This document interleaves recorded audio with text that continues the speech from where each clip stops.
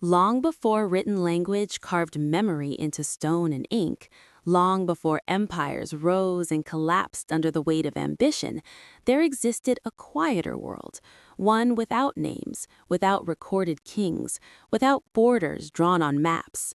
9,000 years ago, humanity stood at the edge of a transformation so profound that it would redefine what it meant to be human. This was the Neolithic Age, a time when the first farmers began to settle, when wild landscapes were slowly reshaped by human hands, and when faces, real, breathing, thinking faces, looked out upon a world both familiar and utterly alien to our own. The faces before history. Long before written language carved memory into stone and ink, long before empires rose and collapsed under the weight of ambition, there existed a quieter world, one without names, without recorded kings, without borders drawn on maps. 9,000 years ago, humanity stood at the edge of a transformation so profound that it would redefine what it meant to be human. This was the Neolithic Age, a time when the first farmers began to settle, when wild landscapes were slowly reshaped by human hands, and when faces, real, breathing, thinking faces, looked out upon a world both familiar and utterly alien to our own. To understand what people looked like 9,000 years ago is to step into a puzzle assembled from fragments, bones buried beneath millennia of soil, teeth preserved in silence, genetic codes hidden within ancient DNA, and the careful reconstructions crafted by modern science. There are no photographs from this era, no written descriptions, no portraits painted in pigment, and yet, through the intersection of archaeology, anthropology, and genetic research, a surprisingly vivid image begins to emerge, not of a single type of human, but of a diverse, evolving population shaped by environment, migration, and survival. The first thing to understand is that humans 9,000 years ago were not fundamentally different from us. They were not primitive in the sense of being less human. Their brains were as complex, their emotions as deep, their social lives as intricate. If one of them were placed in a modern city and raised from infancy, they would grow up indistinguishable from anyone else. The difference lay not in their humanity, but in their adaptation, in the subtle, powerful ways their bodies reflected the worlds they inhabited. Across the regions that would one day become Europe, the Middle East, South Asia, and parts of Africa, human appearance varied dramatically. In what is now the Near East, regions like modern-day Turkey and the Fertile Crescent, people had already begun transitioning into settled agricultural societies. Archaeological sites such as Çatalhöyük reveal communities where mud brick houses stood tightly packed together, their walls adorned with symbolic art, their inhabitants living lives deeply connected to both land and ritual. The people here likely had medium to darker skin tones, adapted to the intense sunlight of the region, with dark hair and dark eyes being dominant features. But if we move northward into Europe, the picture shifts in fascinating and sometimes surprising ways. Genetic evidence suggests that many early European hunter-gatherers, those who lived before and alongside the first farmers, had darker skin than modern Europeans, often combined with lighter eye colors such as blue or green.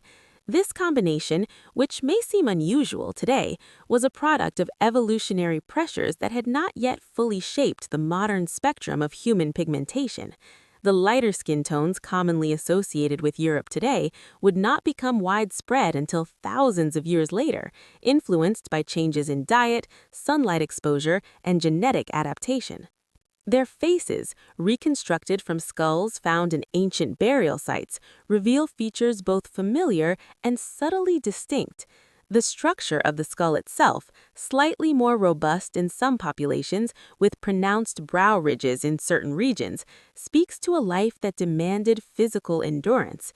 These were people who walked long distances, who hunted, gathered, built, and carried, whose bodies were shaped by constant activity.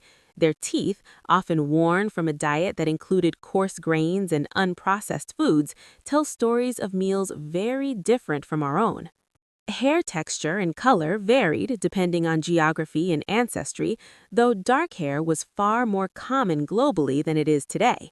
Blonde and red hair, now relatively widespread in parts of Europe, were rare or non-existent in many populations 9,000 years ago. Eye color, too, was in flux. Blue eyes appeared to have originated earlier, but their distribution was limited, often confined to specific groups. And then there is clothing, or rather the lack of standardized clothing as we understand it. People of this era wore garments made from animal hides, plant fibers, and woven materials that rarely survived the passage of time. These clothes were practical, designed for warmth, protection, and mobility.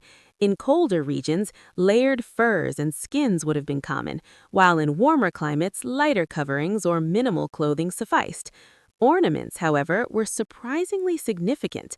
Beads made from shells, bones, and stones have been found in burial sites, suggesting that even in this distant past, humans cared deeply about appearance, identity, and social signaling. What is perhaps most striking is not how different these people looked, but how recognizable they are. When forensic artists reconstruct a face from a 9,000-year-old skull, the result is not a creature from another world, it's a person, someone you might pass on a street without a second glance, someone who smiled, who feared, who loved, who dreamed. Yet beneath this familiarity lies a deeper story, one of migration and mixture. Around 9,000 years ago, human populations were not static. Groups moved, interacted, intermarried, and replaced one another over generations. The spread of agriculture from the Near East into Europe brought not just new ways of life, but new genes, new physical traits that would gradually reshape the appearances of entire continents.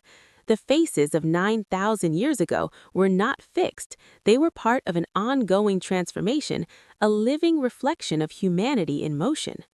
In South Asia, early agricultural communities were also taking shape, influenced by both indigenous hunter-gatherer populations and incoming groups from the West.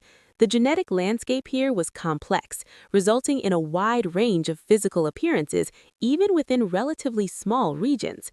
Skin tones ranged from medium to dark, hair was predominantly dark and often thick, and facial features varied widely due to the region's long history as a crossroads of human movement. Meanwhile, in Africa, the birthplace of humanity, diversity was already immense. By 9,000 years ago, populations across the continent exhibited a broad spectrum of appearances, shaped by thousands of years of adaptation to different environments. From the savannas to the forests, from the Nile Valley to the Horn of Africa, human faces reflected an extraordinary range of genetic variation, far greater than what would later be seen in other parts of the world.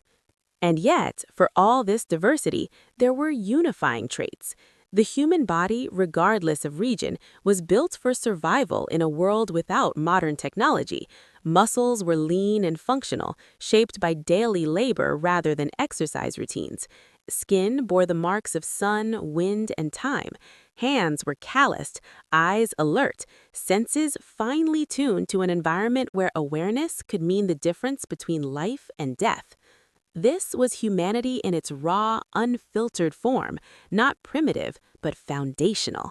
The people of 9,000 years ago were the ancestors of all modern civilizations, the bridge between a nomadic past and a settled future.